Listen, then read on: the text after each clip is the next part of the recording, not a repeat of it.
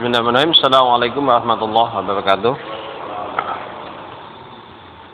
Alhamdulillahilladzi arsala rasulahu bil huda wa dinil haqq lidini kulli wa kafa billahi syahida asyhadu la ilaha illallah wahdahu la syarika lah asyhadu anna muhammadan abduhu wa rasuluhu la nabiyya ba'dahu. Rabbi shrah li sadri wa yassir li amri wahlul 'uqdatam min lisani yafqahu qawli wa bizidna ilman warzuqna fahman wa amalan taqabbalan amin Allah barakatum. Alhamdulillah, kita lanjut lagi bahasan kita. Masih ada di bab pinjam meminjam atau iarah atau ariyah gitu ya. Insyaallah kita akan menuntaskan bab ini ya,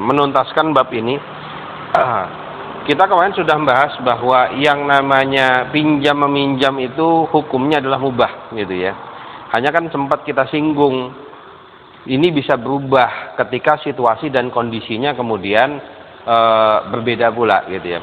Maka kita akan coba rumuskan ya dari sisi hukum pinjam meminjam. Ya. Ketika kita bicara hukum pinjam meminjam, maka kita berpatokan kepada hukum asalnya, yaitu mubah. Ya, ini adalah hukum asal. Oke. Jadi pinjam meminjam ini hukum asalnya mubah. Tanpa melihat situasi dan kondisi, maka pinjam meminjam mubah. Seseorang tidak diwajibkan, tidak diharuskan meminjamkan sesuatu dan tidak dilarang meminjamkan sesuatu tanpa memperhatikan situasi dan kondisi. Maka kita bisa bicara hukum turunannya. Apa itu?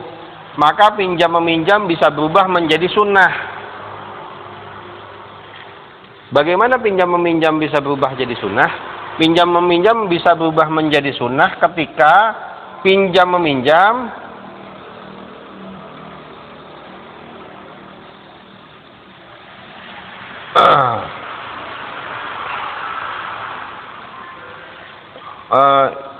yang dapat membantu orang dengan kebutuhan yang penting. Oke. Ya. Jadi pinjam meminjam itu kemudian hukumnya menjadi sunnah ketika dia bisa membantu orang yang punya kebutuhan, membantu orang dengan kebutuhan yang penting. Jadi bukan sekedar gitu ya.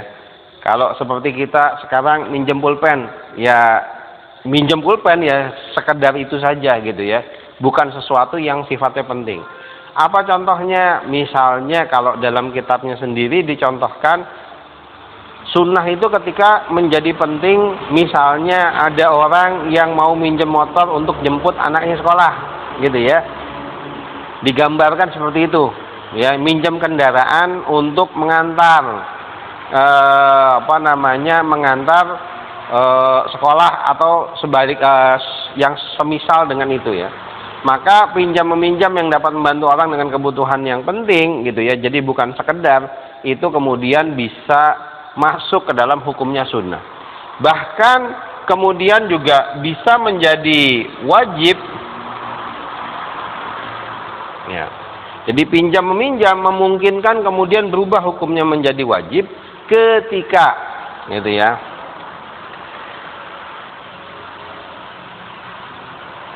meminjam yang terkait dengan kewajiban atau meninggalkan keharaman.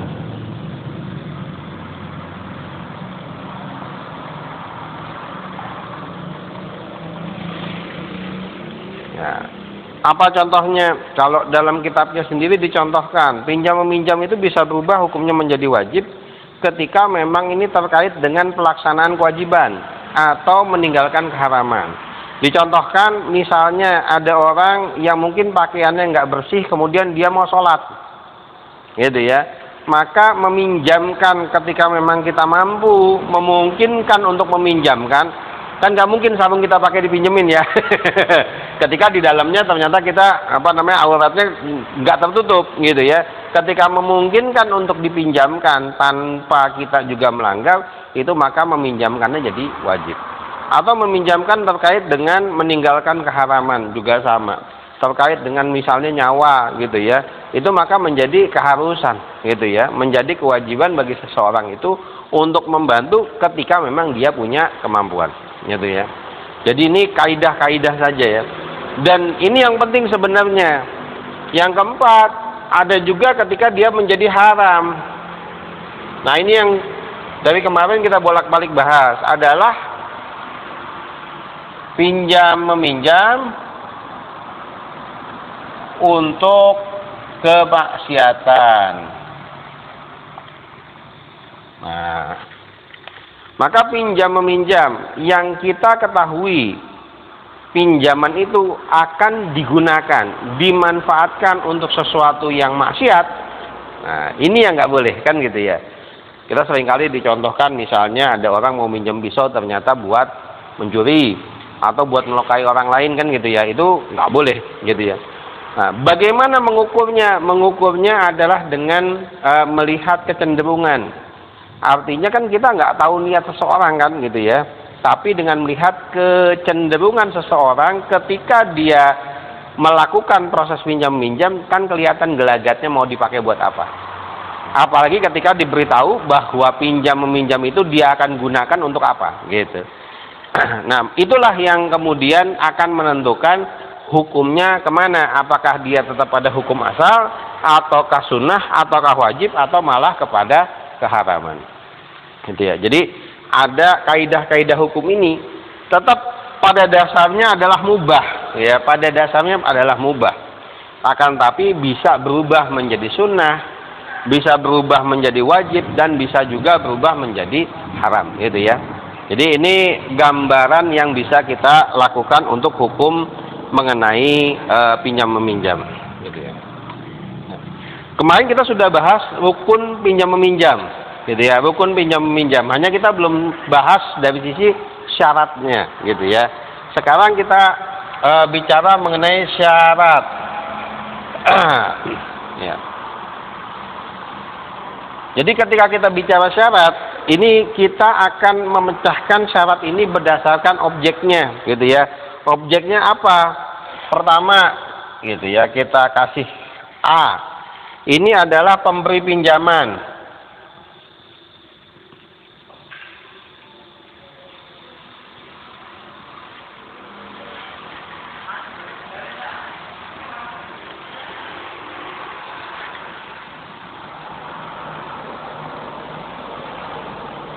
Maka si pemberi pinjaman ini memiliki syarat gitu ya. Si pemberi pinjaman memiliki syarat.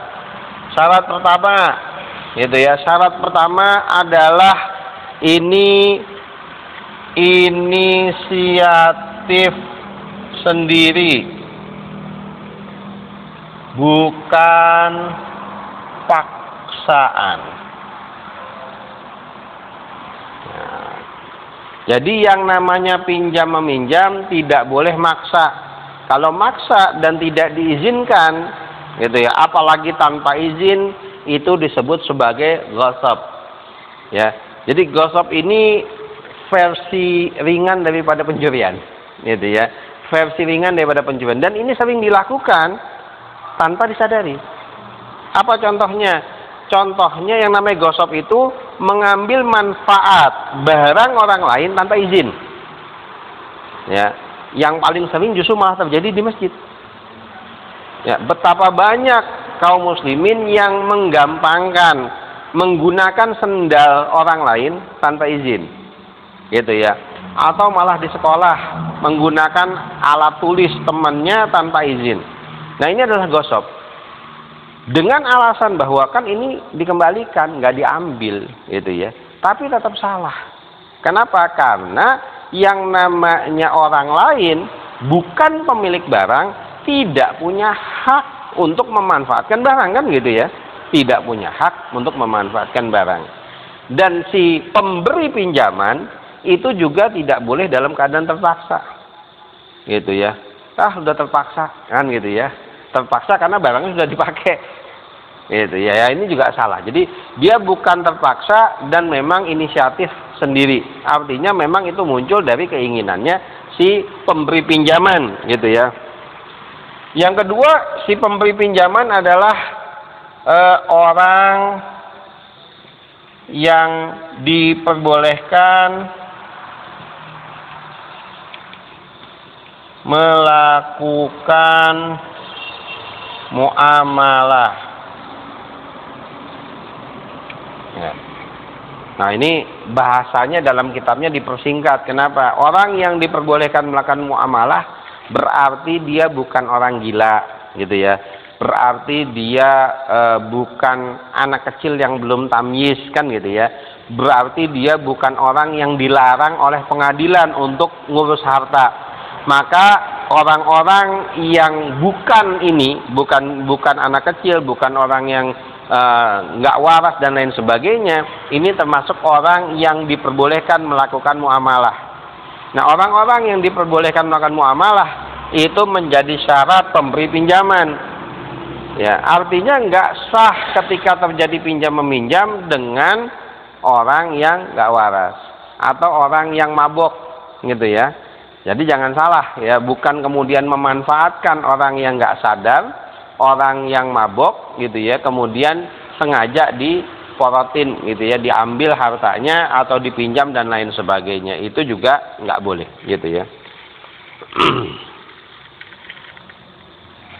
Yang ketiga ya, pemberi pinjaman adalah memiliki barang yang dipinjam, gitu ya. Artinya si pemberi pinjaman adalah pemilik barang, bukan yang lain. Apakah boleh? Ya, ini kan kita sudah bahas di bahasan sebelum-sebelumnya, memungkinkan ketika dia adalah orang yang menjadi walinya atau orang yang dikasih amanah, kan gitu ya, atau orang yang dikasih kewenangan, itu sama saja gitu ya. Artinya dia tetap memiliki posisi sebagai pemilik barang, gitu ya. Jadi pemberi pinjaman syarat ini inisiatif sendiri, bukan paksaan. Kedua, dia memang orang yang diperbolehkan melakukan muamalah. Ketiga, memiliki barang yang dipinjam, gitu. Orang yang tidak memiliki barang berarti kan dia nggak boleh menggunakan manfaat, gitu. Orang yang tidak memiliki barang juga nggak boleh meminjamkan kepada yang lain, kan gitu ya. Maka, nah dari sini kita bisa ambil runutannya. Ketika seseorang meminjam barang, statusnya sebagai peminjam, boleh nggak dia meminjamkan lagi? Boleh nggak dia meminjamkan lagi? Kan jadinya nggak boleh kan? Karena sudah jelas, karena yang namanya meminjamkan itu haknya pemilik barang. Gitu. Jadi orang yang minjem nggak boleh minjemin ulang, gitu ya. Beda halnya bahasanya kalau dengan seizin pemilik, ya itu namanya minjemin ke pemilik, kan gitu ya. Gitu. Yang kedua, kita lihat dari sisi peminjam. Apa syaratnya peminjam? Nah, ini kita ambil nomor 4. Ditentukan siapanya. Nah, ini dalam kitabnya ditentukan siapanya, maksudnya adalah di sini dikasih keterangan tidak sah meminjamkan kepada dua orang tanpa kejelasan. Ya. Bagaimana yang namanya minjem itu, siapa yang dipinjemin itu mesti jelas. Ya. Kenapa? Karena bisa jadi kita minjeminnya nggak cuma ke satu orang. Ya, ada yang minjemin ke dua orang, tapi harus jelas. Si A minjem buku, si B minjem pulpen. Pokoknya di buku saya pinjemin, pulpen saya pinjemin ke dua orang ini tanpa ada kejelasan. Itu juga nggak sah. Gitu ya. Maka dikatakan tidak sah meminjamkan kepada dua orang tanpa kejelasan siapanya, gitu ya. Atau barangnya satu, orangnya di depannya ada dua, saya pinjemin motor, gitu ya. Itu juga nggak jelas, gitu ya. Kenapa? Karena ada orangnya itu lebih dari satu. Atau bisa jadi yang datang adalah dua orang peminjam, tapi nggak dijelaskan siapa yang dipinjemin, itu juga nggak sah. Maka peminjam itu harus ditentukan orangnya, spesifik. Ya, kalau orangnya cuma satu kan mudah gitu ya. Tapi kalau lebih dari satu, itu malah jadi nggak sah nantinya, kan gitu ya. Nah, yang kelima adalah orang yang diperbolehkan melakukan muamalah, ya sama ya syaratnya dengan si pemberi pinjaman. Artinya nggak sah meminjamkan kepada orang yang mabuk, nggak waras, anak kecil gitu ya, itu nggak sah gitu ya. Jadi orang-orang yang nggak memungkinkan melakukan muamalah, orang-orang yang dilarang oleh pengadilan itu juga nggak sah gitu ya untuk melakukan muamalah gitu. Jadi hanya dilakukan dari yang memang berhak melakukan muamalah kepada yang berhak melakukan muamalah gitu. Ini kaidahnya. Yang C, ini dari sisi barang. Ya. Syarat barang apa saja? Ya, syarat barang pertama adalah memiliki manfaat sesuai peruntukannya. Nah, ada barang tapi sudah nggak bisa dimanfaatin. Saya minjemin mobil tapi mobil mogok. Gitu ya. Kan nggak memenuhi syarat ini kan gitu ya. Jadi memiliki manfaat sesuai dengan peruntukannya. Itu. Minjamkan motor rusak. Kan juga nggak pada tempatnya. Kenapa? Karena manfaatnya sudah nggak ada. Atau barang yang sebenarnya punya manfaat tertentu dipinjam untuk manfaat yang nggak pada tempatnya. Apa contohnya? Kalau di kitabnya sendiri dicontohkan adalah seseorang yang minjem uang, minjem harta, yang harta ini dipakai kemudian untuk pamer, untuk dipamerkan, gitu ya. Untuk dipamerkan kan bukan peruntukannya, gitu ya, bukan peruntukannya. Maka itu nggak sah jadinya, gitu ya. Itu tidak sah jadinya ya. Jadi barang yang dipinjamkan harus memiliki manfaat yang memang sesuai dengan peruntukannya, bukan manfaat yang lain atau bukan manfaatnya itu kemudian sudah nggak ada. Itu nggak boleh, gitu ya. Jadi barang itu memang harus masih memiliki manfaat yang sesuai dengan peruntukannya. Ya, minjem pulpennya memang masih bisa digunakan. Minjem apa lagi? Yang umum kita lakukan, minjem apa lagi ya? Ya, kalau uang itu bukan minjem, namanya hutang itu. Ya, sebenarnya bukan minjem, namanya hutang. Kenapa? Karena dipakai habis. Nanti ada di kaidah ini ada, gitu ya.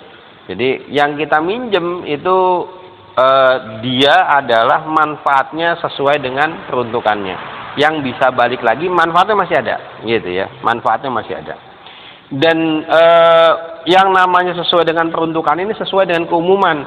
Kemarin kita sudah bahas bahwa ada pinjaman yang mutlak, jadi diberikan kebebasan untuk manfaatin total manfaatnya, mengambil total manfaatnya sesuai dengan kebiasaan, atau dibatasi, gitu ya, atau dibatasi. Tapi yang pasti syarat barang harus masih punya manfaat.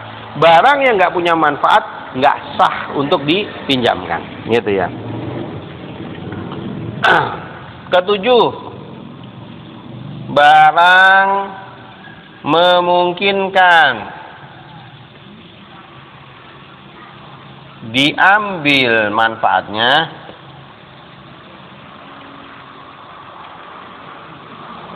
oleh peminjam. Gitu ya. Kok syaratnya aneh? Ya. Barang boleh diambil manfaatnya, memungkinkan diambil manfaatnya oleh peminjam. kok syaratnya aneh? Kadang begini, ada orang minjem barang yang barang itu sebenarnya dia nggak bisa ngambil manfaatnya. Contoh, ya, ada orang minjem mobil, tapi dia nggak bisa nyetir mobil. Ya. Ada orang minjem buku berbahasa Arab, tapi dia nggak bisa baca bahasa Arab. Kan akhirnya jadi aneh, kan gitu ya. Ngapain minjem gitu ya bahasanya. Itu. Jadi barang memungkinkan diambil manfaatnya oleh si peminjam. Kalau barang yang nggak mungkin diambil manfaatnya, ini nggak memenuhi syarat ini, gitu ya. Jadi tetap ada kaidah-kaidah yang mesti dipenuhi, gitu ya. Bukan sekedar yang penting minjemin, enggak juga, gitu ya, enggak juga. Jadi barang memungkinkan diambil manfaatnya oleh si peminjam, bukan yang lain. Ya, bukan yang lain. Jadi yang pakai manfaatnya yang minjem ya, gitu ya. Yang pakai manfaatnya yang minjem. Bukan kemudian diserahkan kepada yang lain untuk menggunakan manfaatnya. Kalau menggunakan manfaatnya barang-barang dengan si peminjam itu masih dimungkinkan. Misalnya minjem mobil, kemudian dia ikut di situ ngajak keluarganya, kan itu tetap dia masih mendapatkan manfaat, kan gitu ya. Yang kedelapan, yang terakhir adalah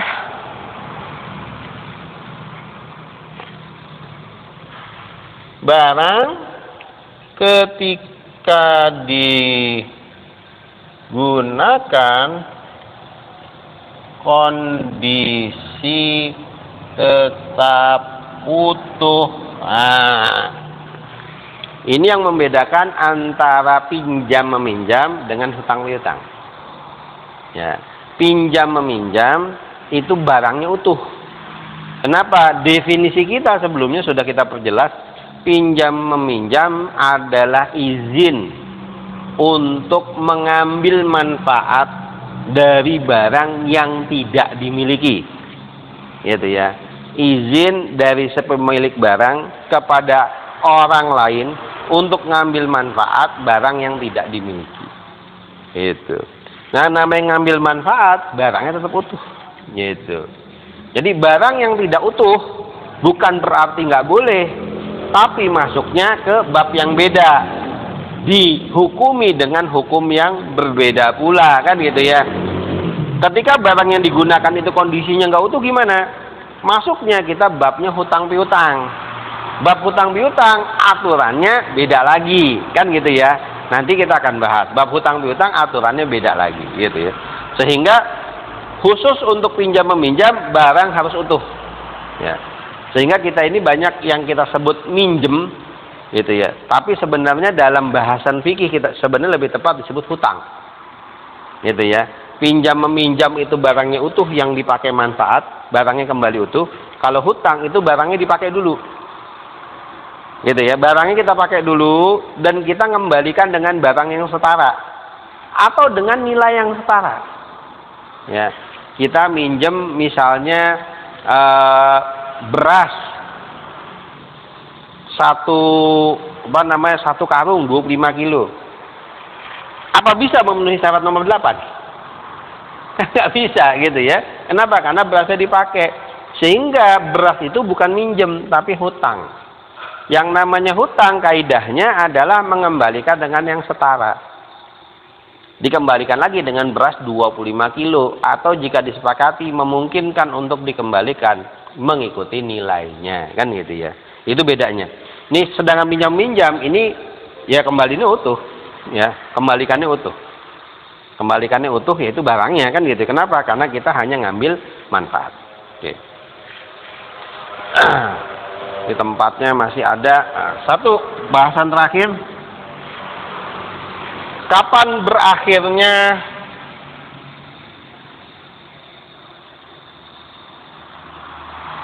akad pinjam meminjam?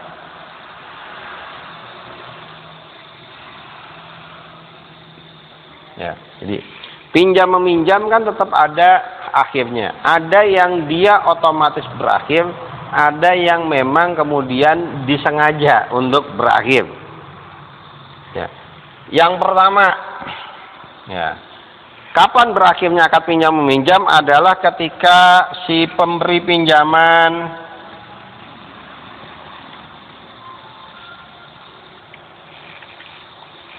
meminta dikembalikan. Oke. Berarti sudah selesai kan, kalau sudah dikembalikan selesai. Gitu ya. Dan harusnya nggak ada kesulitan. Kenapa? Karena yang namanya minjem kan barangnya utuh. Gitu ya, barangnya utuh. Sehingga harusnya nggak ada kesulitan. Beda dengan hutang, ya.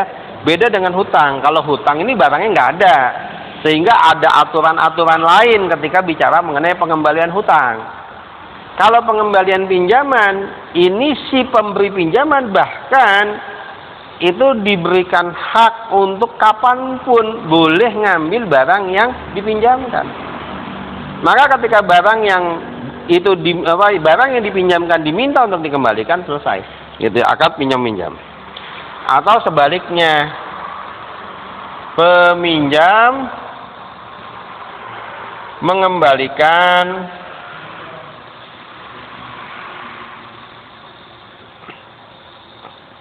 pinjamannya. Kok bahasanya nggak pas? Nah, gimana dulu.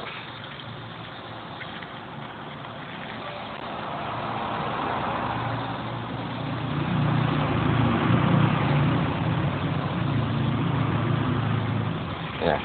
Peminjam mengembalikan barang yang dipinjam, gitu ya. Jadi dalam pengembalian barang yang dipinjam oleh si peminjam ini bisa jadi itu karena sudah selesai akadnya, kan kita boleh, kemarin sudah dijelaskan dalam pinjam meminjam boleh dibatasi waktu, boleh enggak.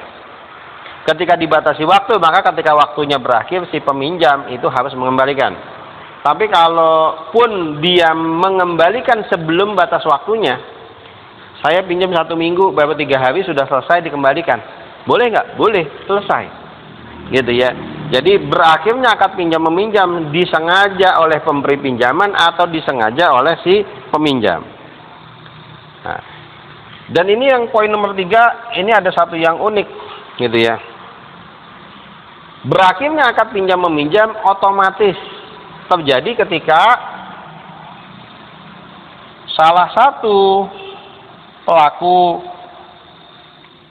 akad ini menjadi gila atau tidak sadar, gitu ya, nggak waras lah bahasanya, gitu ya.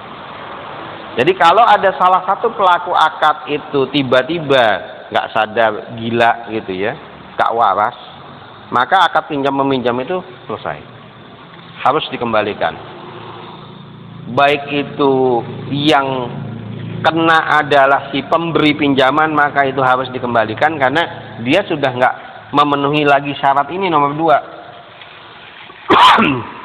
atau memenuhi syarat nomor 5, gitu ya, maka harus dikembalikan. Gimana ngembalikannya kalau misalnya orangnya sudah nggak waras? Dikembalikan kepada walinya. Kan memang ketika orang nggak waras itu kan dia dipegang sama penanggung jawabnya hartanya, maka itu harus dikembalikan, gitu. Atau sebaliknya, ketika yang minjem itu kemudian nggak waras, maka keluarganya yang tahu, yang bertanggung jawab harus mengembalikan, gitu ya. Yang keempat, juga otomatis ketika salah satu pelaku akad itu meninggal,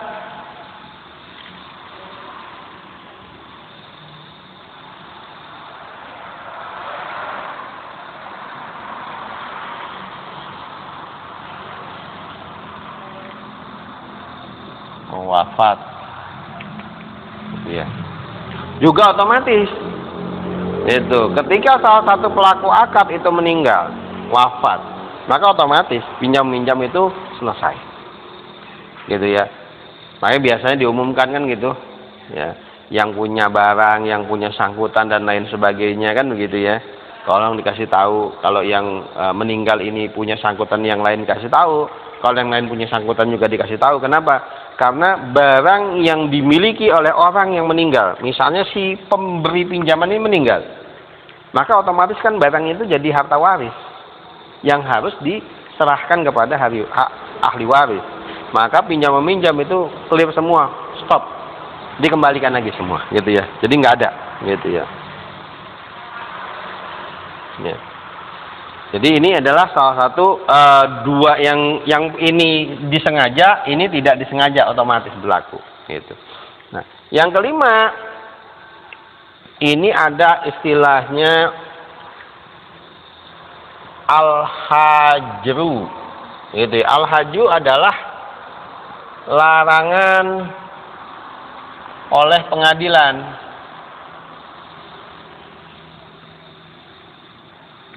kepada seseorang untuk muamalah. Oke. Jadi al-hajru itu ada orang yang mungkin karena sebab tertentu itu diajukan ke pengadilan dan dia kemudian ditetapkan tidak boleh melakukan muamalah, gitu ya. Entah karena boros, entah karena nggak bisa ngatur harta atau lain sebagainya ditetapkan, maka otomatis pinjam meminjamnya juga batal, selesai. Dan yang terakhir, nah ini juga al-hajru, tapi beda cerita karena kebangkrutan. Nah, jadi ada seseorang ya yang kemudian divonis bangkrut oleh pengadilan. Ini beda ya, al-hajrunya beda, gitu ya. Ini karena bangkrut, maka kalau dia sebagai pemberi pinjaman hartanya ditarik semua oleh pengadilan untuk diberikan kepada orang-orang yang dia punya sangkutan. Kalau dia itu sebagai peminjam juga sama, dia ini nggak boleh punya hak, nggak boleh kemudian masih megang harta orang, mesti diselesaikan dulu, gitu ya. Jadi orang yang bangkrut ini di stop dulu muamalahnya. Ya. Terus gimana? Nggak makan? Nggak juga, gitu ya. Nggak juga. Tetap nanti akan ditunjuk orang yang memang bertanggung jawab untuk ngurusin kehidupannya. Tapi orang-orang seperti ini memang harus di stop. Kenapa? Karena kalau orang yang sudah bangkrut tapi biasanya masih dikasih kesempatan, bukannya makin benar, biasanya bermasalah, kan gitu ya. Maka dalam Islam orang-orang yang bangkrut boleh diajukan ke pengadilan. Itu stop dulu. Apakah seterusnya? Enggak, gitu ya. Sampai memang clear urusannya. Ketika urusan sudah clear, silahkan diajukan lagi. Oh, sudah clear semua. Oke, nggak ada masalah, gitu ya. Begitu pula yang nomor 5, gitu ya. Itu juga nggak ada masalah. Jadi larangan pengadilan ini sifatnya adalah keputusan yang bukan berlaku selamanya, enggak, gitu ya. Bisa diajukan lagi, gitu ya, untuk ditinjau, kan gitu. Jadi 6 hal ini adalah sebab berakhirnya akad pinjam meminjam. Maka ketika pinjam meminjam umumnya kita hanya 2 ini yang ada di kebiasaan kita, tapi ternyata ada 3, 4, 5 dan 6. 5 dan 6 kayaknya nggak ada, gitu ya, nggak umum di kita karena memang nggak ada sistem yang ngatur seperti ini. Tapi 3 dan 4 ini masih memungkinkan meskipun jarang kita temui. Mungkin yang kita temui nomor 4, nomor 3 nyaris nggak ada, gitu ya, nyaris nggak ada ya. Jadi ini insya Allah lengkap ya mengenai hukumnya, syaratnya, berakhirnya pinjam meminjam. Insya Allah lengkap bahasan kita pinjam meminjam. Kemarin kita sudah bahas rukun, bahas konsepnya, bahas panduan-panduan dan lain sebagainya, kita sudah bahas semua.